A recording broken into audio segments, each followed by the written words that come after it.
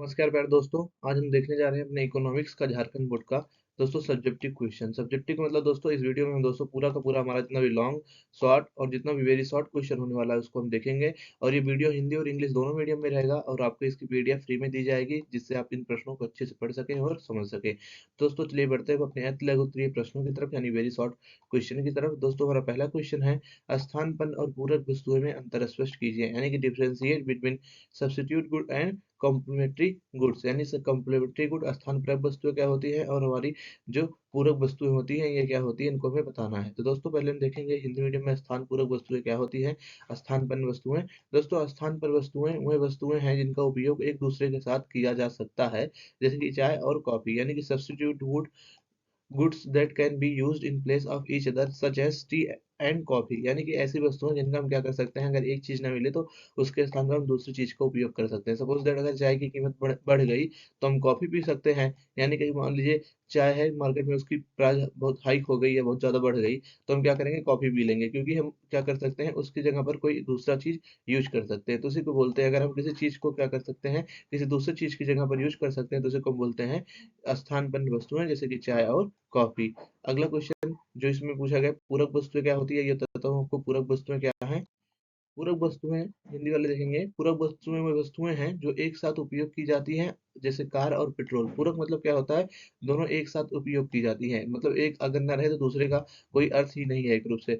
पूरक वस्तुएं के रूप में देख सकते हैं, जैसे कार और पेट्रोल। कार पेट्रोल क्या है, दोनों एक साथ यूज की जाती है, ठीक। अगर कार ना रहे तो पेट्रोल कैसे मतलब पेट्रोल ना रहे तो कार कैसे चलेगी, ठीक। तो पूरक वस्तुएं वो है जो एक दूसरे के साथ उपयोग की जाती है। इंग्लिश वाले देखेंगे, complementary goods, goods that are used together such as car and petrol, ठीक दोस्तों। दोस्तों अभी तक मैंने आप सभी के लिए बहुत ज़्यादा मेहनत की है आप सबको पढ़ाने के लिए, झारखंड बोर्ड वाला वो इकोनॉमिक्स। और दोस्तों अगर आपको नहीं पता है तो मैंने झारखंड बोर्ड वालों के लिए एक स्पेशल वीडियो बनाया, जो थंबनेल मैंने यहाँ पर लगाया, देख लीजिए। जिसमें मैंने झारखंड बोर्ड के स्टूडेंट की 25 24 और 2023 के जितने भी हमारे एमसीक्यू आए थे दोस्तों, अर्थशास्त्र के सारे एमसीक्यू मैंने अब मतलब एनालाइज किए, और पिछले सारे एमसीक्यू जितने हमारे पूछे गए पिछले सालों में, पिछले 3 सालों में, उन सारे एमसीक्यू का मैंने एक वीडियो बनाया। इन जो एमसीक्यू थे, हमारे जो ऑब्जेक्टिव थे, मैंने बोला था अगर इसे पढ़ के जाओगे तो इससे बाहर मतलब कुछ भी नहीं आएगा, यानी कि परीक्षा में यही एमसीक्यू आएंगे। और आपको विश्वास नहीं होगा, आप जाके देख लीजिएगा, जब भी आपके साइंस वालों और कॉमर्स वालों का इकोनॉमिक्स का एग्जाम हुआ है, ठीक दोस्तों, 4 तारीख को, 4 तारीख में सारे यही एमसीक्यू पूछे गए जो मैंने यहाँ पर कराए हैं। अगर आपको नहीं विश्वास है तो जाइएगा, आप देखिएगा जो मैंने वीडियो बनाई है। इस वीडियो में क्या किया है मैंने, इस वीडियो में मैंने पीडीएफ दिया है, इसके नीचे पीडीएफ है, जितने क्वेश्चन मैंने इस वीडियो में कराए हैं इसके डिस्क्रिप्शन में, वहां से आप जाके देख सकते हैं कि जो आपका 4 तारीख का मतलब क्वेश्चन पेपर है उससे आप मैच करेंगे तो सारा का सारा जितना एमसीक्यू आया है इसी वीडियो से आया है। तो अगर आपने अभी तक इस वीडियो को नहीं देखा है तो प्लीज आपसे रिक्वेस्ट है, इस वीडियो को जरूर देखिए। अगर आप इस वीडियो को देख के जाते हैं तो दोस्तों मैं सच बता रहा हूँ, आपका एक भी एमसीक्यू नहीं छूटेगा। अगर 30 नंबर का एमसीक्यू आता है तो मान लीजिए आप 25 से 28 नंबर का तो इसी से सीख लेंगे, और 2 नंबर का अगर खुद से कर देंगे तो आप 30 में 30 पाएंगे एमसीक्यू में। अगर आपने वीडियो नहीं देखा है तो प्लीज इस वीडियो को जाइए, आप अच्छे से देख लीजिए। और वो बच्चे जिनकी हम समष्टि अर्थशास्त्र कमजोर है, यानी कि माइक्रो इकोनॉमिक्स कमजोर है, उनके लिए मैंने एक स्पेशल वीडियो बनाया है जिसमें से मैंने समष्टि अर्थशास्त्र के ऑब्जेक्टिव कराए हैं। उसकी भी वीडियो की लिंक मैं नीचे दे दूंगा। इसका थंबनेल इस तरह है, अगर आप हमारे चैनल पर जाएंगे देखेंगे तो आपको इस तरह एक वीडियो मिलेगी। इसको आप जाकर देख सकते हैं, जिनका माइक्रो इकोनॉमिक्स कमजोर है या जो बच्चे माइक्रो इकोनॉमिक्स के ढेर सारे एमसीक्यू करना चाहते हैं। तो दोस्तों ये 2 वीडियो अगर आप देख के जाएंगे तो रिकॉर्ड ले लीजिए मेरे से रिटर्न में, कि ये जो हमारा एग्जाम होने वाला है उसमें आपका एक भी एमसीक्यू गलत नहीं होगा। और दोस्तों अगर अभी तक आपने हमारे चैनल को सब्सक्राइब नहीं किया, प्लीज हमारे चैनल को सब्सक्राइब करिए और हमारे वीडियो को लाइक करिए। आगे की जो वीडियो है आप उसे हिंदी और इंग्लिश दोनों मीडियम में चाहते हैं कि सिर्फ हिंदी मीडियम में चाहते हैं, इसको भी कमेंट करिएगा। अगला क्वेश्चन है हमारा कि मांग के नियम में कोई 2 अपवाद बताइए, यानी कि right any two exception to the law of demand. Giffen goods पहला हो गया इसका, यानी कि घटिया वस्तुएं जो होती हैं, और जो प्रतिष्ठा सूचक वस्तुएं होती हैं जैसा कि हीरा, ये सब क्या है दोस्तों, ये सब मांग के मतलब नियम में 2 अपवाद हैं। Giffen goods and status symbol goods such as diamonds, ये सब क्या है दोस्तों, मांग के नियम में क्या है, अपवाद है। चाहे जो भी हो जाए, अगर हमारे मांग का नियम क्या कहता है, जब मांग बढ़ेगी तो क्या होगा, प्राइस बढ़ेगा, और जब प्राइस बढ़ेगी तो क्या होगा, जो मतलब जब किसी चीज की डिमांड ज्यादा है तो उसका क्या होता है, प्राइस भी बढ़ जाता है, ठीक। और सप्लाई भी बढ़ती है ज्यादा तो उसका प्राइस कम हो जाता है। तो ये दो वस्तुएं जो है, एक डायमंड जैसी वस्तुएं जो हैं और जो घटिया वस्तुएं होती हैं, इनकी डिमांड क्या होती है? इनकी डिमांड हमेशा इंसान करता रहता है। क्या है? मांग का अपवाद है। मान लीजिए आप, ये बहुत महंगी भी हो जाती है डायमंड जैसी वस्तु, लेकिन तब भी इसका क्या करते हैं लोग? प्रतिष्ठा सूचक वस्तु समझकर, यानी कि स्टेटस सिंबल समझकर क्या करते हैं? इसको खरीदते रहते हैं। ठीक दोस्तों, तो मांग के जो नियम के अपवाद हैं, ये दो अपवाद है, इसे आप नोट कर लीजिएगा। अगला क्वेश्चन है हमारा, पूर्ति की लोच से आप क्या समझते हैं? यानी कि what do you understand by elasticity of supply. तो इलेक्ट्रिसिटी ऑफ सप्लाई यानी कि पूर्ति की लोच हमें इसमें बताना है, उसका मतलब क्या है? तो हिंदी वाले देखेंगे पहले। कीमत में परिवर्तन के कारण पूर्ति की मात्रा में होने वाली प्रतिशत परिवर्तन को माप को पूर्ति की लोच कहा जाता है। यानी कि जो कीमत में परिवर्तन होता है, कीमत में परिवर्तन के कारण जो पूर्ति की मात्रा में क्या होने वाला है, प्रतिशत परिवर्तन की मात्रा को हम क्या कहते हैं? पूर्ति की लोच कहते हैं। इंग्लिश वाले समझ लेंगे। Elasticity of the supply refer the measures of percentage change in quantity supply due to the change in price। यानी कि quantity supply percentage of quantity supply में कितना फर्क आया है ड्यू टू हमारे सप्लाई चेंज से, चेंज इन प्राइस से। इसी को क्या बोलते हैं दोस्तों? हम बोलते हैं पूर्ति की लोच, या बोलते हैं हम जिसको इंग्लिश में इलेक्ट्रिसिटी ऑफ सप्लाई। अगला क्वेश्चन है, मुद्रा के किन्हीं दो कार्यों को उल्लेख करें। यानी कि mention any two function of the money. Money का फंक्शन तो आता आता है, या तो मनी के बारे में आपसे एमसीक्यू में क्वेश्चन पूछेगा तो आप मनी जरूर पढ़ लीजिएगा, मनी के फंक्शन। ठीक, यहाँ पर मैंने मनी के दो फंक्शन लिखे हैं। पहला विनिमय का माध्यम, यानी कि मीडियम ऑफ एक्सचेंज। हम इससे क्या कर सकते हैं? किसी चीज को खरीद सकते हैं। तो मीडियम ऑफ एक्सचेंज है हमारा जो मुद्रा है, पहला हो गया मीडियम ऑफ एक्सचेंज। और अगला है मूल्य का मापक, यानी कि मेजर ऑफ वैल्यू। हम किसी भी चीज को माप सकते हैं। जैसे कि मान लीजिए आपको गाड़ी लेना है, तो आप जान सकते हैं कि आपकी गाड़ी 20 लाख की पड़ेगी, 30 लाख की, कितने की पड़ेगी। अगर आपको सेब खरीदना है तो आपको ये भी पता चल जाएगा आपका सेब 80 रुपए किलो है कि 100 रुपए किलो है। यानी कि क्या करता है? मूल्य को माप देता है। ठीक, यानी कि मूल्य का मापक होता है, चाहे जैसी वस्तुएं हैं सबकी क्या करता है? मूल्य को माप देता है, यानी कि मेजर ऑफ वैल्यू। तो दोस्तों ये दो कार्य थे मुद्रा के। अगला हमारा प्रश्न है, राजस्व घाटा क्या है? What is revenue deficit. अब इसमें हमें राजस्व घाटा बताना है। देखिए इसमें राजस्व घाटे की डिफिनेशन नहीं पूछा है ना, लेकिन आप अगर आपको पता रहे इसमें राजस्व घाटे की डिफिनेशन, तब भी आप लिख दीजिएगा, तो उससे आपके नंबर क्या होंगे? अच्छे आएंगे। इसलिए मैंने नीचे यहाँ पर राजस्व घाटे की डिफिनेशन भी लिखी है। पहले यही देखते हैं राजस्व घाटा क्या होता है। जब सरकार कुल राजस्व व्यय जब सरकार का कुल राजस्व व्यय उसकी कुल राजस्व प्राप्तियों से अधिक हो जाता है, तो उसे राजस्व घाटा कहते हैं। यानी कि क्या होता है? जब सरकार ज्यादा खर्चा करती है राजस्व के मामले में, और राजस्व के मामले में कम क्या कर पाती है? आमदनी जुटा पाती है, तो उसी को बोलते हैं राजस्व घाटा। ठीक, सिंपली आपको बताऊं तो इसका मतलब ये है, अगर सरकार ज्यादा खर्च कर रही है रेवेन्यू में और कम कमा पा रही है रेवेन्यू से, तो क्या होता है? इसे हम बोलते हैं राजस्व घाटा। ठीक, घाटा में आप सभी जान रहे हो, घाटा में आदमी क्या रहता है? मतलब देता ज्यादा है पाता कम है, तो इसलिए बोलते हैं इसको राजस्व घाटा। इंग्लिश वाले देखेंगे, when the government total revenue expenditure exceed its total revenue receipt, it is called revenue deficit. यानी कि रेवेन्यू डेफिसिट कब कहते हैं? जब गवर्नमेंट का जब क्या होता है, टोटल रेवेन्यू एक्सपेंडिचर जो होता है एक्सीड कर जाता है टोटल रेवेन्यू रिसिप्ट को, हम तब उसे बोलते हैं रेवेन्यू डेफिसिट। और रेवेन्यू डेफिसिट का आपको फार्मूला जरूर लिख के आना है, अगर आपको पता है। नहीं पता तो नहीं लिखेंगे तो कोई कुछ इसमें मतलब आपका नंबर कटने नहीं वाला है, लेकिन अगर लिख देंगे तो अच्छी बात रहती है। तो यहाँ पर रेवेन्यू रिसिप्ट का मैंने मतलब रेवेन्यू डेफिसिट का मैंने फार्मूला लिखा है। राजस्व घटक का जो सूत्र यह है, कुल राजस्व व्यय यानी कि टोटल एक्सपेंडिचर माइनस कुल राजस्व प्राप्ति, यानी कि टोटल रेवेन्यू। यानी कि जब टोटल एक्सपेंडिचर को हम माइनस कर देंगे टोटल रेवेन्यू से, तो क्या होगा? हमारा राजस्व घाटा आ जाएगा। ठीक, राजस्व घाटा का एक सूत्र याद कर लीजिए, कभी कभी इस पे एक न्यूमेरिकल भी पूछ लेता है। अगला प्रश्न है हमारा, न्यून मांग की परिभाषा दे, डिफाइन दी डिफिशियंट डिमांड। ठीक, तो नीचे मैंने न्यून मांग की परिभाषा लिखी है। जब अर्थव्यवस्था में पूर्ण रोजगार स्तर पर कुल पूर्ति से कम होती है, तो उसे न्यून मांग कहते हैं। यानी कि जब पूर्ण रोजगार स्तर पर क्या होती है? जो हमारी कुल मांग होती है कुल आपूर्ति से कम होती है, तो इसी को हम बोलते हैं दोस्तों न्यून मांग, यानी कि बोलते हैं हम डिफिशियंट डिमांड। तो इंग्लिश वाले देखेंगे इसका आंसर हो जाएगा, when aggregate demands is less than aggregate supply at the level of full employment, it is called deficient demand. यानी कि जब एट द लेवल ऑफ मतलब जो हम बोलते हैं फुल, मतलब जो होता है हमारा एम्प्लॉयमेंट, या फुल क्या बोलते हैं दोस्तों? हम रोजगार बोलते हैं। जब पूरा रोजगार मिलता है अर्थव्यवस्था में, और उस समय पर क्या होता है? जो हमारी एग्रीगेट डिमांड होती है वो लेस देन होती है हमारी एग्रीगेट सप्लाई से, तो हम क्या बोलते हैं उसको? तो हम बोलते हैं डिफिशियंट डिमांड। अगला है हमारा, मध्यवर्ती वस्तुएं क्या है? What are the intermediate good. मध्यवर्ती वस्तु का मतलब क्या होता है दोस्तों? जो चीज हम क्या करते हैं, किसी चीज को बनाने में रॉ मटेरियल के रूप में इस्तेमाल करते हैं। जैसे रोटी बनाते समय हम आटे को क्या करते हैं? एक मध्यवर्ती वस्तु के रूप में इस्तेमाल करते हैं, यानी कि रोटी के केस में जो हमारा आटा हो गया वो क्या हो गया, इंटरमीडिएटरी गुड्स हो गया। तो आइए इसको पढ़ते हैं क्या है ये चीज। दोस्तों, वह वस्तुएं जिनका उपयोग उत्पादन प्रक्रिया में कच्चे माल के रूप में या उसी वर्ष पुनः बेचने के लिए किया जाता है, यानी कि इंटरमीडिएटरी वस्तुएं क्या होती हैं, वह वस्तुएं होती है जिनका उपयोग क्या किया जाता है, कच्चे माल के रूप में किया जाता है।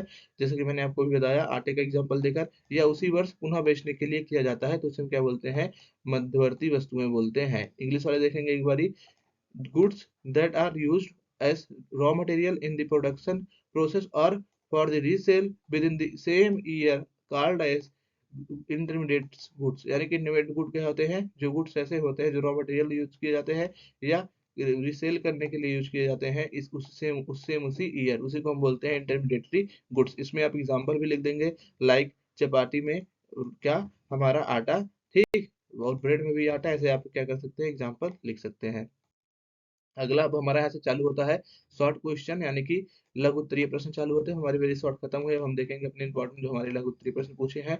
देखिए क्या है, यदि किसी वस्तु की कीमत 8 रुपए होने पर मांग 500 इकाई है और कीमत 6 रुपए होने पर मांग 600 इकाई हो जाती है, तो मांग की लोच ज्ञात कीजिए। यानी कि इलास्टिसिटी ऑफ डिमांड हमें यहाँ पर क्या करना है, कैलकुलेट करना है। क्वेश्चन पूछ रहा है, इंग्लिश वाले देख लेंगे एक बारी। If the price of a commodity is 8 and the demand is 500 units, and when the price of fall to 6, demand rises 600 unit, find the elasticity of demand. ठीक, यानी कि जब हमारी एक किसी कमोडिटी थी की प्राइस 8 रुपए थी, तो उसका जो डिमांड था वो 500 यूनिट की उसकी डिमांड थी। लेकिन जब उसकी जो प्राइस है 6 रुपए हो गई, यानी कि उसका जो प्राइस गिर गया, तो उसका जो डिमांड है कितना हो गया, 600 यूनिट हो गया। तो इसका हमें क्या करना है, इसमें इलेक्ट्रिसिटी ऑफ डिमांड निकालना है। तो इलेक्ट्रिसिटी ऑफ डिमांड निकालने के लिए आप पहले P1 यानी कि अपना 8 लेंगे, क्या है प्राइस, पहले वाली जो प्राइस थी वो, ठीक, और पहले वाली जो क्वांटिटी थी वो, फिर उसको आप सॉल्व कर लेंगे ऐसे जिससे सॉल्व किया गया, आप देख सकते हैं यहाँ पर आपको जो आंसर निकल के आएगा वो आएगा मांग की लॉस जो होगी, यानी कि जो इलेक्ट्रिसिटी ऑफ डिमांड होगी इस क्वेश्चन में, वो होगी 0.8, यानी कि 0.8 इकाई से कम। तो लेस देन यूनिटी, ठीक, इसे आप याद रख लीजिएगा, लेस देन यूनिट। ठीक, तो ये जो आंसर आएगा हमारा इस क्वेश्चन का ही आंसर आएगा। मैं अगर आपको कराऊंगा तो बहुत ज़्यादा टाइम लग जाएगा, इसको आप देख लीजिए। इलेक्ट्रिसिटी ऑफ डिमांड से एक ना एक क्वेश्चन आता है, चाहे न्यूमेरिकल में आ जाए या चाहे एमसीक्यू में न्यूमेरिकल के फॉर्म में दे दे। ठीक, अगला क्वेश्चन है हमारा, एकाधिकार की मुख्य 3 विशेषताएं बताइए, यानी कि state 3 main features of monopoly.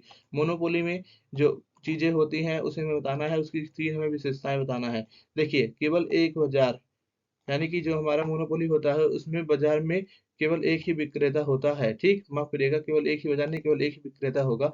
जब हमारा मोनोपोली वाला बाजार होता है, यानी कि जिसमें एकाधिकार होता है जिस बाजार में, उसमें क्या होता है, उसमें सिर्फ एक ही विक्रेता होता है। कोई चीज बेच रहा है तो सिर्फ उसे एक ही व्यक्ति भेजेगा। जैसे कि भारत जैसे केस में देखेंगे, रेलवे, रेलवे क्या है, सिर्फ भारत सरकार ही क्या करती है, चलाती है, और कोई नहीं चलाती है। यानी तो रेलवे क्या है, रेलवे पर भारत सरकार का मोनोपोली है, यानी कि सिर्फ एक ही क्या है, विक्रेता है। इंग्लिश वाले देखेंगे, there is only one seller in the market, यानी कि ओनली वन सेलर प्रेजेंट होता है।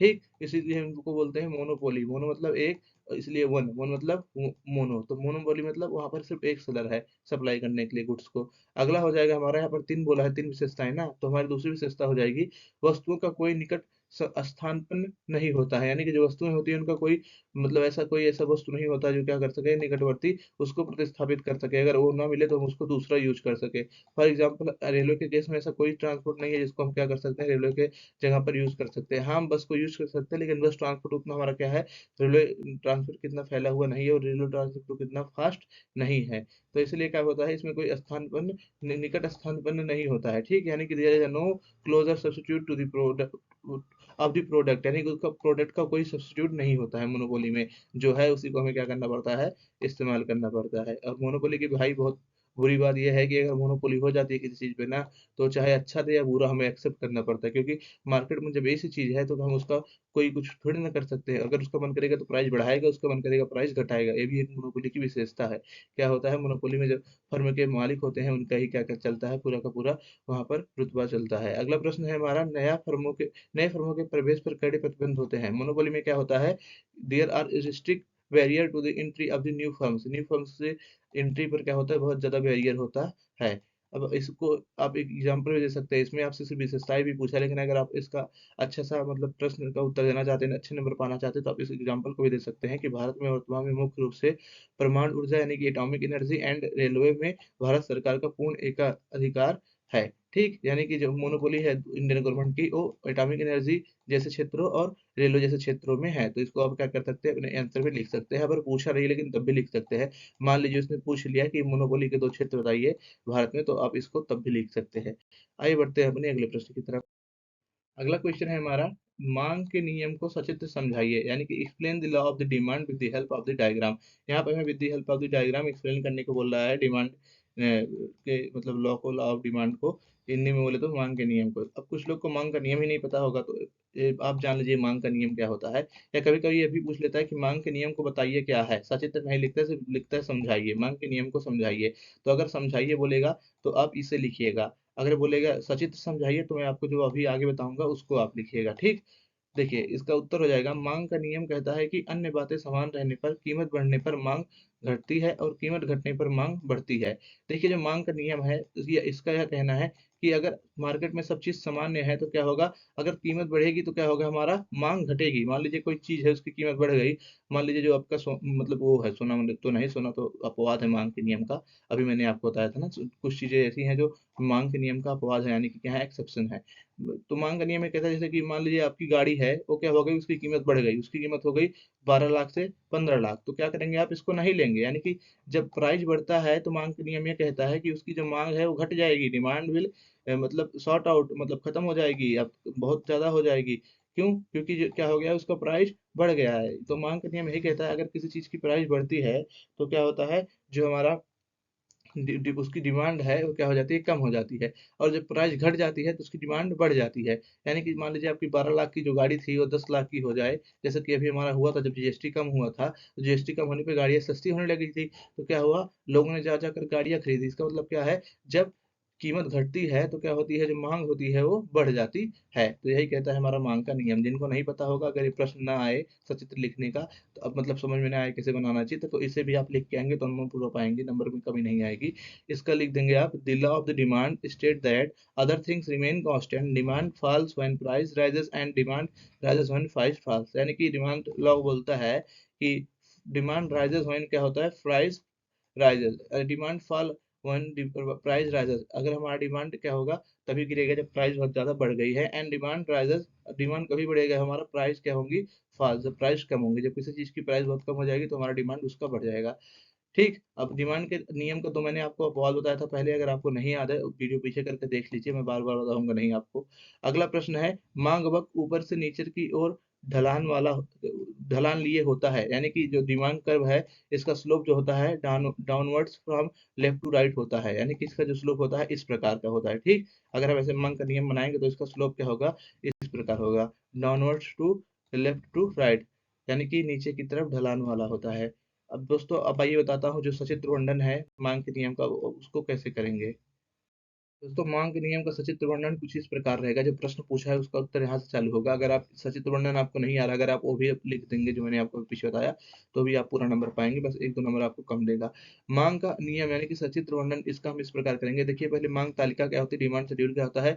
यदि किसी वस्तु की कीमत 10 है तो मांग 100 इकाई है, यानी कि अगर मान लीजिए किसी वस्तु की कीमत क्या है, 10 रुपए है, तो उसकी डिमांड है या मांग है कितना है, 100 इकाई है। जैसे कि आप यहाँ पर हमारे जो इमेज है, जो हमारा चित्र है उसमें देख सकते हैं, यहाँ पर 10 यूनिट पर, यानी कि जब हमारा क्या है, प्राइस 10 है, देख रहे हैं, तो हमारी जो यहाँ पर डिमांड है उसकी क्या है, 100 है। अगर आप यहाँ पर देखेंगे तो यानी कि यहाँ पर बताया जा रहा है कि अगर किसी वस्तु की कीमत 10 रुपए है तो उसकी मांग 100 इकाई है। अगर कीमत 20 रुपए हो जाती है तो मांग घटकर क्या हो जाती है, 50 इकाई हो जाती है। अगर वहीं पर आप देखेंगे जब कीमत क्या हो गई, जब इसकी कीमत हो गई 20 रुपए यहाँ पर ऊपर, जब इसका कीमत चलाया तो उसकी जो मांग है वो भी घट गई, घट करके कितना हो गई, 20 से पर मतलब 50 यूनिट हो गई। ठीक, मतलब जब हमारी कीमत कम थी, जब हमारी कीमत कितना थी, जब हमारी कीमत थी लगभग 10 रुपए, तो हम 100 यूनिट की डिमांड कर रहे थे, लेकिन जब 20 रुपया हो गया, यानी कि उसका जब प्राइस हो गया, जब बढ़ गया, तो क्या हो गया, तब हमने इसका क्या कर दिया, डिमांड जो है, इसका डिमांड हमने क्या कर दिया, कम कर दिया।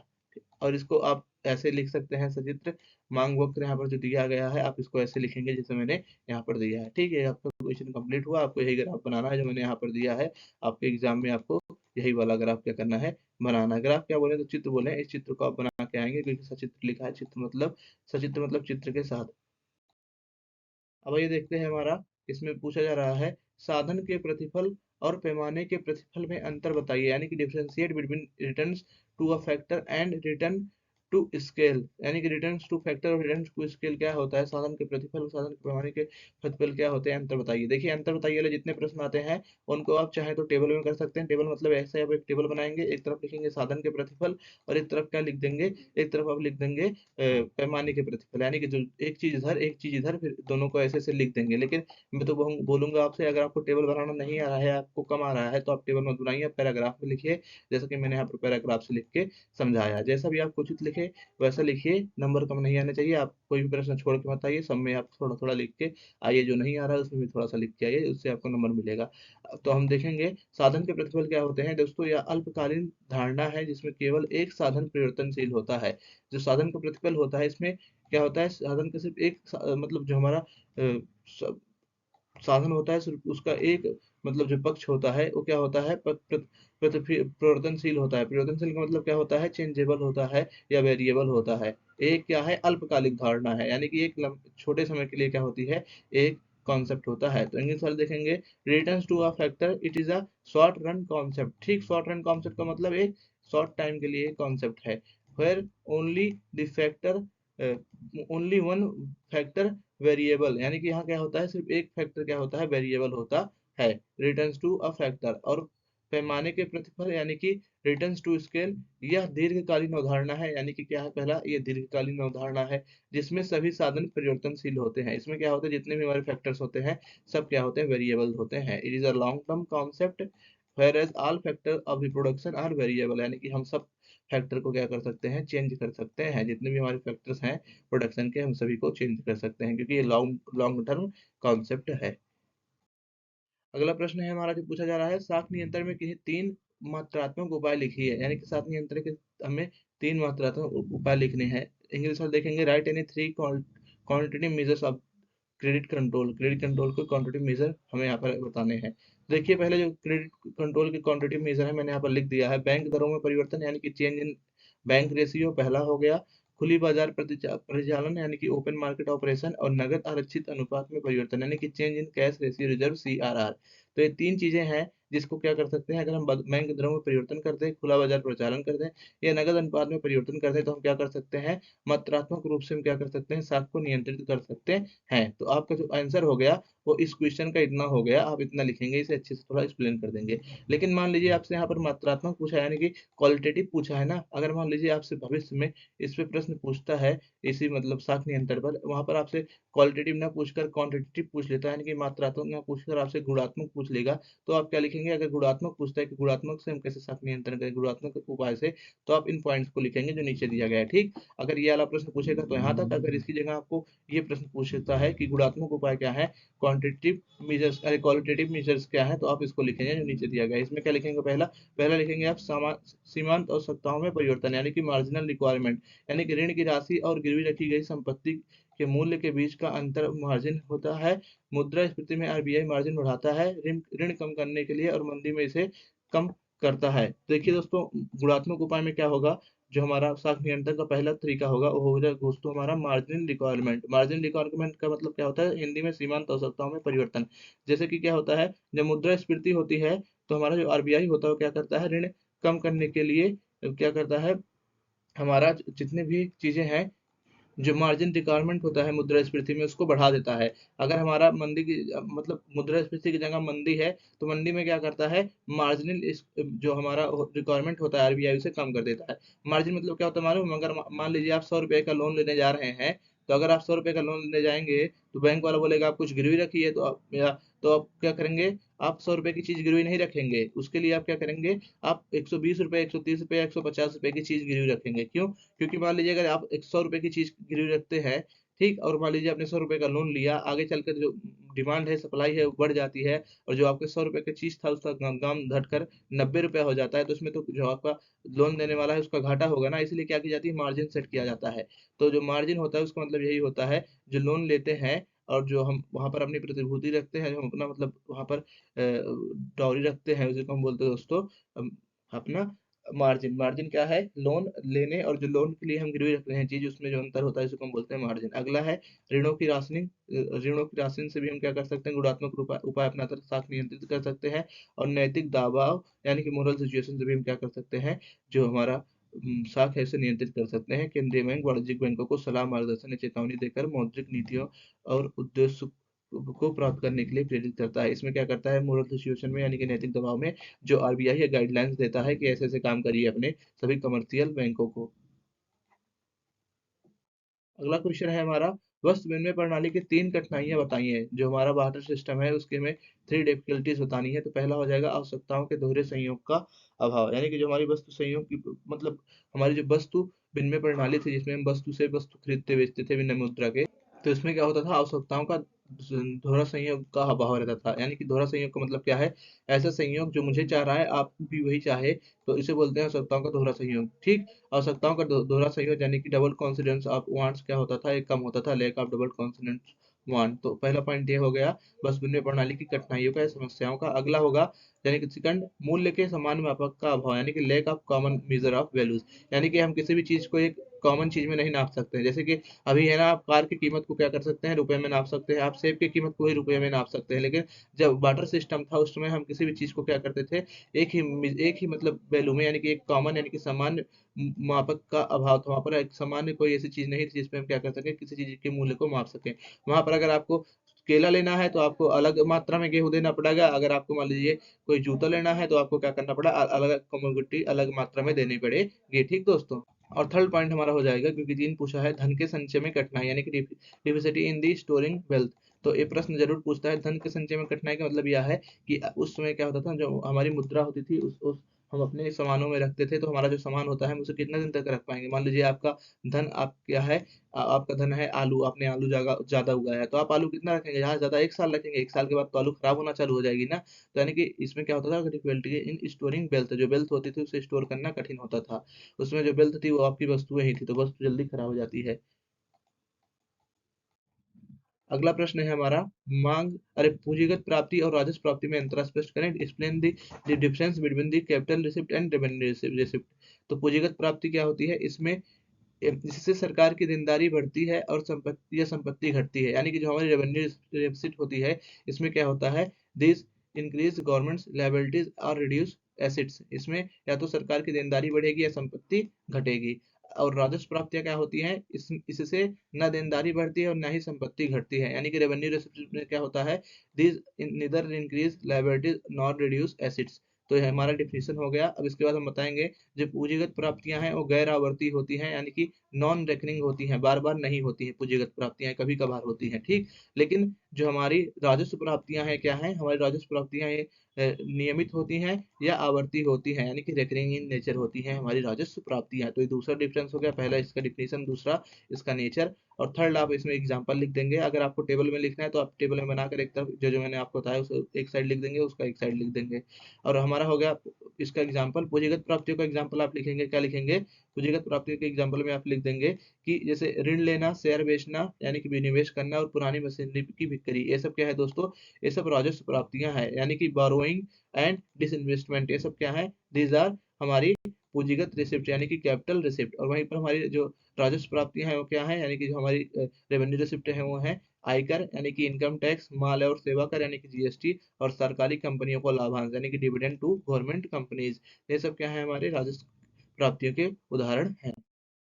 अगला प्रश्न है हमारा, निवेश से आप क्या समझते हैं और प्रेरित और स्वायत्त निवेश में अंतर करें। कभी कभी पूछ लेता है विनिवेश से आप क्या समझते हैं। निवेश का मतलब होता है किसी चीज में पैसा लगाना, और विनिवेश का मतलब होता है किसी चीज में पैसा, किसी चीज से पैसा निकालना। ठीक, तो आप याद रखिएगा, विनिवेश का मतलब होता है किसी चीज से पैसा निकालना, और निवेश मतलब किसी चीज में पैसा लगाना। तो आइए देखते हैं निवेश क्या है, यानी कि what is the meaning of investment and differentiate between the included and autonomous investment. तो आइए हम इसको आपको बताते हैं अच्छे से। इंड्यूस्ड, माफ करिएगा इंक्लूडेड बोल दिया, इंड्यूस्ड एंड ऑटोनोमस इन्वेस्टमेंट।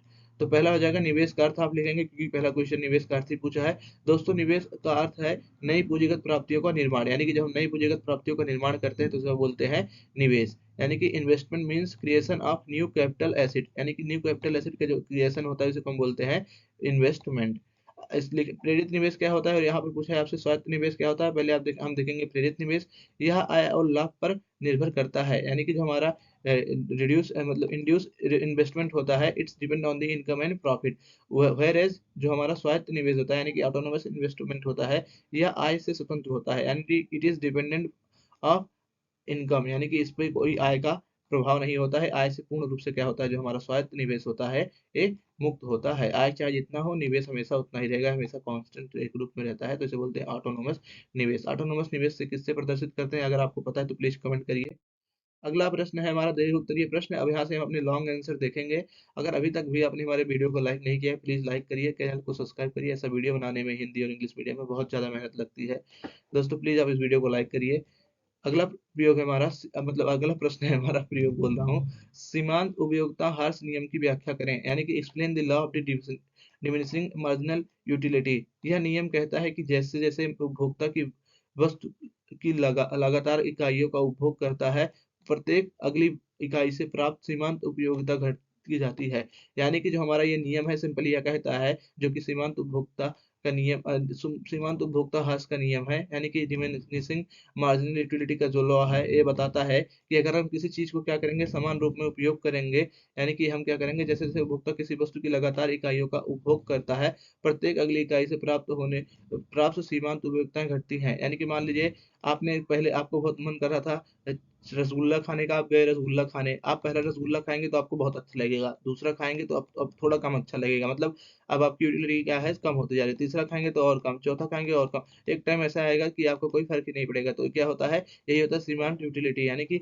जैसे जैसे हम क्या करते हैं, कंजम्पशन बढ़ाते जाते हैं, वैसे वैसे क्या होती है, जो हमारी उपयोगिता होती है वो घटती जाती है। तो इसी को बोलते हैं दोस्तों हम मार्जिनल यूटिलिटी, इंग्लिश में या हिंदी में बोले तो अपना हम सीमांत उपभोक्ता। तो आइए इंग्लिश में देख लेते हैं एक बारी। लॉ ऑफ हमारा क्या है, diminishing marginal utility. This law state that ऐसा consumer consume successive units of a commodity, the marginal unit derived from each additional unit goes on diminishing, यानी कि क्या होगा, हमेशा इसका एडिशनल यूनिट पे हमारा जो मार्जिनल यूटिलिटी होगी क्या होगी, ये डिमिनिशिंग होगी। उदाहरण के लिए आप लिख सकते हैं, क्योंकि ये 5 नंबर का प्रश्न पूछेगा, तो आप 6 नंबर का, तो आप इसमें छोटा सा मतलब लिख के नहीं आ सकते हैं, इसको आपको बड़ा लिखना होगा, क्योंकि भले ही आपको 1-2 लाइन में दिया गया है, लेकिन आपको इसको 10 लाइन में ही लिख के आना, क्योंकि 2 लाइन का क्वेश्चन अगर आप 10 लाइन में नहीं लिख के आएंगे तो आप तब तक आपको मार्क्स नहीं मिलेगा, क्योंकि इसमें हमें लॉन्ग सेक्शन में दिया गया है। अगर शॉर्ट में दिया गया होता तो आप इतना लिख देते, चल जाता, लेकिन लॉन्ग है, इसमें आपको उदाहरण में लिखना पड़ेगा। तो उदाहरण लिख सकते हैं कि लगातार सेब खाने पर पहले से अधिक संतुष्टि मिलती है, बाद में इकाइयों से कम, यानी कि अगर हम लगातार सेब खाएंगे तो जो हम पहला सेब खाएंगे उससे हमें क्या होगा, ज्यादा संतुष्टि मिलेगी, जैसा कि मैंने आपको अभी रसगुल्ले का एग्जाम्पल देकर बताया। और जो बाद की इकाइयां होंगी उससे क्या होगी, हमें कम क्या होगी, यूटिलिटी मिलेगी। एग्जाम्पल है इंग्लिश वाले, देख लें। When a person eats apple continuously, the satisfaction from the first apple is highest, decreases decreases with the each additional apple, यानी कि फर्स्ट एप्पल जब ईट करेगा इंसान, तो उसका जो सेटिस्फेक्शन होगा बहुत ज्यादा होगा, हाईएस्ट होगा, लेकिन क्या होगा, it will decrease with each additional unit, यानी कि जैसे जैसे एडिशनल यूनिट खाता जाएगा आदमी एप्पल का, उसका क्या होगा, जो मतलब यूटिलिटी है वो डिक्रीज होती जाएगी। अगला प्रश्न है हमारा लॉन्ग का, पूर्ण उपयोगी उपयोगिता में कीमत निर्धारण की प्रक्रिया बताइए, यानी कि पूर्ण उपयोगिता वाले जो बाजार होते हैं उसमें कीमत कैसे निर्धारित की जाती है, इसको हमें बताना है। Explain the price determination under the perfect competition. Perfect competition में कैसे हमारा प्राइस डिटरमाइन होता है, उसको एक्सप्लेन करना है। कभी कभी इसको ग्राफ में भी पूछ लेता है, तो ग्राफ में भी इसका आंसर आप लिखना जान जाइए, यानी कि सचित्र पूछ लेगा तो आपको सचित्र भी इसको क्या करना पड़ेगा, बताना पड़ेगा। लेकिन यहाँ पर सचित्र नहीं पूछा, इसलिए हम इसको सामान्य रूप से बताते हैं। पूर्ण उपयोगिता में कीमत का निर्धारण बाजार की मांग और पूर्ति की शक्तियों द्वारा होता है, यानी कि under perfect competition price is determined by the force of the market and demand and supply, यानी कि जो मार्केट फोर्स होती है, जो हमारी बाजार की जो फोर्स होती है, यानी कि हमारी जो बाजार निर्धारण की शक्ति होती है, उसी के द्वारा क्या होता है, जो हमारा डिमांड एंड सप्लाई होता है, पूर्ण प्रतियोगी बाजार में क्या किया जाता है, तय किया जाता है। पूर्ण प्रतियोगी बाजार की एक विशेषता है कि यहाँ पर मार्केट फोर्स क्या करती हैं, अपना डोमिनेंस रखती हैं। जहां मांग और आपूर्ति बराबर होती है, वहीं संतुलन कीमत होता है, यानी कि the place at which demand equals supply is called equilibrium price. जहां पर क्या होता है, हमारा जो डिमांड होता है और जो हमारा सप्लाई होता है, यानी कि मांग और आपूर्ति बराबर होती है, उसी को बोलते हैं संतुलन कीमत। तो आप इसे जान लीजिएगा, इक्विलिब्रियम प्राइस क्या होता है, कभी कभी इसको शॉर्ट में पूछ लेता है क्वेश्चन में। इक्विलिब्रियम प्राइस वो होता है जहां पर क्या होता है, डिमांड एंड जो हमारी सप्लाई है वो क्या होती है, इक्वल होती है, इसको बोलते हैं हम इक्विलिब्रियम प्राइस, यानी कि संतुलन कीमत। अगला है फर्म कीमत स्वीकार्य होती है। The firm is a price taker, यानी कि जो फर्म होती है वो कीमत स्वीकार होती है, प्राइस टेकर होती है। अगला क्वेश्चन है हमारा, राष्ट्रीय आय मापने के लिए उत्पाद विधि का वर्णन करें, यानी कि describe the value added method by measuring national income, यानी कि नेशनल इनकम को वैल्यू एडेड मेथड से कैसे निकाला जाता है उसको बताना है। वैल्यू एडेड मेथड को कभी कभी हम उत्पादन विधि कहते हैं और कभी कभी इसको बोलते हैं मूल वर्धित विधि। तो उत्पादन विधि पूछे या मूल वर्धित विधि पूछे, अर्थ एक ही है, आप कंफ्यूज मत होइएगा। अगर आपसे मूल वर्धित विधि पूछता है या उत्पादन विधि पूछता है, आपको आंसर सेम ही लिखना है। देखिए दोस्तों, इसको पहले हिंदी में जान लेते हैं। राष्ट्रीय आय मापन की जो उत्पादन विधि है यह है क्या? इस विधि में सभी उत्पादन इकाइयों द्वारा किए गए मूल्य वर्धन को जोड़ा जाता है, यानी कि जो हमारी ये विधि होती है जिसमें हम क्या करते हैं, मतलब जो हमारी विधि है नेशनल इनकम कैलकुलेट करने की, इसमें हम क्या करते हैं, उत्पादन की सभी इकाइयों द्वारा जो मूल वर्धन किया जाता है, जो मूल बढ़ाया जाता है, जो मूल की बढ़ोतरी की जाती है, उसको क्या किया जाता है, जोड़ा जाता है। यानी कि under this method value added by all the production unit is summed up, यानी कि समड अप किए जाते हैं, इसमें जितने भी वैल्यू ऐड किए जाते हैं हर एक प्रोडक्शन यूनिट से। ठीक, अब इसका जो फॉर्मूला है, यानी कि जो सूत्र है, इस प्रकार है, मूल्य वर्धन इक्वल टू उत्पादन का मूल्य माइनस मध्यवर्ती उपभोग, यानी कि अगर हमें मूल वर्धन निकालना है तो हम उत्पादन का मूल्य माइनस कर देंगे उसमें से मध्यवर्ती उपभोग जो है, तो हमारा क्या होगा, हमारा मूल वर्धन निकल आएगा। और जो फार्मूला है वो देख लेंगे, वैल्यूडेट का, वैल्यूडेट का फार्मूला है वैल्यू ऑफ आउटपुट और इंटरमीडिएट कंजम्पशन। ठीक, अगर हम इसको निकालते हैं, यानी कि value of output minus intermediate consumption करते हैं, तो हमारा वैल्यूडेट जो है उसमें वो निकल आएगा, मूल वर्धन निकल आएगा। अब मूल वर्धन विधि की कुछ सावधानियां होती हैं, जो सावधानियां होती हैं हमें बरतनी होती है, जब हम क्या करते हैं, इससे राष्ट्रीय आय को मापते हैं। कभी कभी आपसे सावधानियां ही पूछ लेता है, तो सावधानियां क्या है उसको भी देख लीजिए। पहला है दोहरी गणना से बचे, यानी कि जब हम मूल वृद्धि से क्या कर रहे हैं, अपने राष्ट्रीय आय को कैलकुलेट कर रहे हैं, तो हमें क्या करना है, डबल काउंटिंग से बचना है, यानी कि दोहरी गिनती किसी चीज की ना हो जाए। और वस्तुओं के पुनः विक्रय को सम्मिलित नहीं करते हैं, यानी कि जैसे लाभ गुड्स हम क्या करते हैं, इसको शामिल नहीं करते हैं इस विधि में। और जो थर्ड हमारी सावधानी है, जो मेजर्स हैं, वो है स्व उपयोग के लिए उत्पादित वस्तु को सम्मिलित किया जाता है, यानी कि जो हम सेल्फ यूज के लिए बनाए हैं, सेल्फ कंजम्पशन के लिए बनाए हैं, उस गुड को भी हम क्या करते हैं, जो हमारी राष्ट्रीय आय की उत्पादन विधि है, जिसको हम मूल वृद्धित विधि कहते हैं, इसमें क्या करते हैं, शामिल करते हैं। तो ये कुछ सावधानियां थी, अगर ये प्रश्न पूछेगा तो आपको ये पूरा चीज लिख के आना है। अगला प्रश्न का है हमारा, केंद्रीय बैंक के मुख्य कार्यों का वर्णन करें, यानी कि describe the main function of the national bank. तो केंद्रीय बैंक क्या होता है, आपको पता है ना, किसी देश का सिरमौर बैंक होता है जो सभी कमर्शियल बैंक को नियंत्रित करता है। भारत के केस में जो केंद्रीय बैंक है वो आरबीआई है। तो जितना मैंने आपको बताया, पहले आप इसका उत्तर लिखने से पहले आप इसको लिखेंगे। ठीक, जब आप उसको लिख देंगे उसके बाद क्या करेंगे, आप इसको डिस्क्राइब करेंगे, जो इसके क्या है, फंक्शंस हैं, क्योंकि थोड़ा बहुत हमें इंट्रोडक्शन देना ही होता है। तो वो जो फंक्शन पहला है, केंद्रीय बैंक का नोट जारी करना है, यानी कि इश्यू ऑफ करेंसी। जो हमारा केंद्रीय बैंक होता है, यानी कि जो सेंट्रल बैंक है भारत के केस में आरबीआई, ये क्या करता है, करेंसी को इशू करता है, यानी कि देश में जो नोट जारी होती है, ठीक, उसे क्या करता है, हमारा जो केंद्रीय बैंक होता है किसी भी देश का, वही जारी करता है। यानी कि स्टेट बैंक, अरे मतलब स्टेट बैंक बोलो, जो हमारा आरबीआई है उसके पास क्या है, एकाधिकार है करेंसी जारी करने का। अब इसको आप ऐसे एक्सप्लेन कर देंगे। अगला पॉइंट है सरकार का बैंकर, यानी कि बैंकर टू द गवर्नमेंट। सरकार का बैंकर कैसे है, सरकार के लिए एजेंट और सलाहकार के रूप में कार्य करता है। सरकार का एजेंट होता है जो हमारा केंद्रीय बैंक होता है, और ये सरकार का क्या करता है, सलाहकार एडवाइजर के रूप में वर्क करता है। अगला पॉइंट है बैंकों का बैंक, यानी कि बैंकर्स टू बैंक। जब बैंक को लोन लेना होता है, कोई समस्या आ जाती है उनके सामने, तो कहाँ होते हैं, अपने पापा के पास, यानी कि आरबीआई के पास जाते हैं। यानी कि आरबीआई क्या है, बैंकर्स का बैंक है। ठीक, जैसे कि हमारा बैंक से संबंध, जैसे हमारा रिश्ता बैंक से है, कमर्शियल बैंक से, वैसे कमर्शियल बैंक का रिश्ता हमारे सेंट्रल बैंक से होता है। साख नियंत्रण, यानी कि क्रेडिट राशनिंग, हमारा जो आरबीआई का कार्य है, बहुत ही महत्वपूर्ण कार्य है, साख नियंत्रण। तो इसका अभी मैंने आपको पढ़ाया भी था, साख नियंत्रण की विधियां। जो साख नियंत्रण होता है, इसमें आरबीआई क्या करता है, इसमें आरबीआई हमारा मुद्रास्फीति और जो हमारी अपस्फीति होती है उसको नियंत्रित करता है, यानी कि डिप्रेशन, और इसमें जब प्राइस हाइक हो जाता है तो उसको क्या करता है, हमारा आरबीआई कंट्रोल करता है। तो इसको, ये कुछ कार्य थे हमारे केंद्रीय बैंक के। अगला प्रश्न है हमारा, बजट क्या है, इसके मुख्य उद्देश्य की चर्चा करें। What is budget, discuss the it's main objective. Objective इसको बताना, इसका ऑब्जेक्टिव बताना, मीनिंग भी। तो बजट सरकार की अनुमानित आय और व्यय का वार्षिक वितरण होता है, यानी कि सरकार कितना एक साल में कमाएगी और कितना खर्च करेगी, इसका क्या होता है, एक वार्षिक वितरण होता है, क्या हमारा बजट, विवरण होता है, वितरण नहीं विवरण होता है हमारा बजट। यानी कि budget is annual statement of estimated receipt and expenditure of the government. ठीक, और एस्टिमेटेड होता है, अनुमानित होता है, ठीक, वास्तविक नहीं होता है। आप यहाँ पर ध्यान दीजिएगा, जो शब्द है अनुमानित होता है, यानी कि अनुमान लगाती है सरकार ना बजट में, तो ये अनुमानित होता है, यानी कि एस्टिमेटेड रिसिप्ट होती है।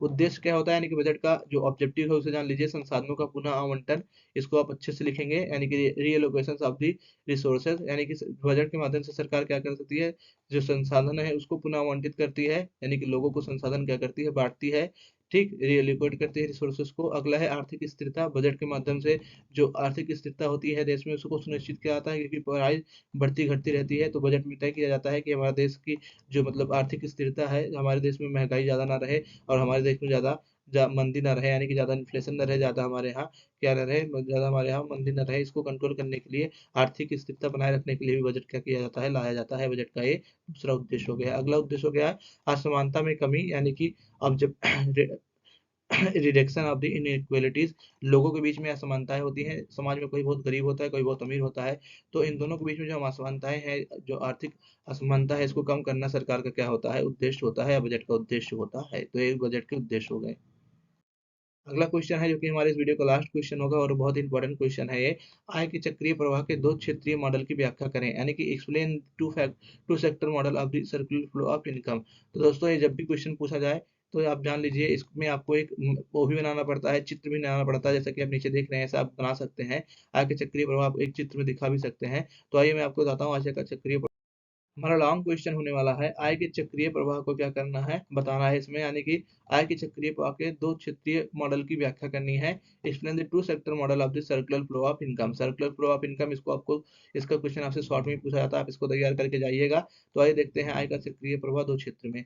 देखिए इसमें दो क्षेत्र शामिल होते हैं, परिवार और फर्म, यानी कि it's consist of to sectors include house holds and firms, यानी कि टू सेक्टर मॉडल में क्या होता है, इसमें टू सेक्टर होते हैं, फर्स्ट इज फैमिली एंड मतलब house hold and second is firm, यानी कि पहला परिवार और दूसरा फर्म, इसमें दो ही सेक्टर यानी कि दो ही क्षेत्र होते हैं। अगला क्या है इसमें, इसमें परिवार साधन सेवाएं देता है और आय प्राप्त करता है, यानी कि house hold provides factor service and receive income, ठीक, यानी कि इसमें हाउस होल्ड क्या होगा, वो क्या करेगा, सेवाएं प्रदान करेगा, उसके बदले उसको क्या मिलेगी, आय मिलेगी। फर्म से वस्तुएं बनाती है और आय का प्रवाह निरंतर चलता रहता है, और इसमें क्या होता है, जो फर्म होती है, firm produce goods and the flow of the income, in the flow of the income continuous continuously, यानी कि जो इसमें फ्लो ऑफ इनकम है वो चलता रहता है, और जो हमारी फर्म होती है वो क्या करती है, इसमें हमारी वो गुड्स को क्या करती है, सप्लाई करती है, गुड्स बनाती है। और उसको बाद आप क्या करेंगे, जो मैंने यहाँ पर इमेज दिया है, इन दोनों को आप लिख देंगे, हिंदी मीडियम वाले इसको बनाएंगे, इंग्लिश मीडियम वाले इस वाले इमेज को बनाएंगे। इमेज जरूर बना के आइएगा, 5 नंबर का क्वेश्चन है, अगर ये 2 नंबर में पूछे तब भी अगर आप इसको बना देते हैं ना, जो मैंने नीचे दिया है, और आप क्वेश्चन नहीं लिख कर भी आते हैं, तब भी आपको पूरा का पूरा नंबर देगा, जान जाएगा, आपको पता है क्या है। दोस्तों इसी के साथ आपका ये वीडियो समाप्त होगा है।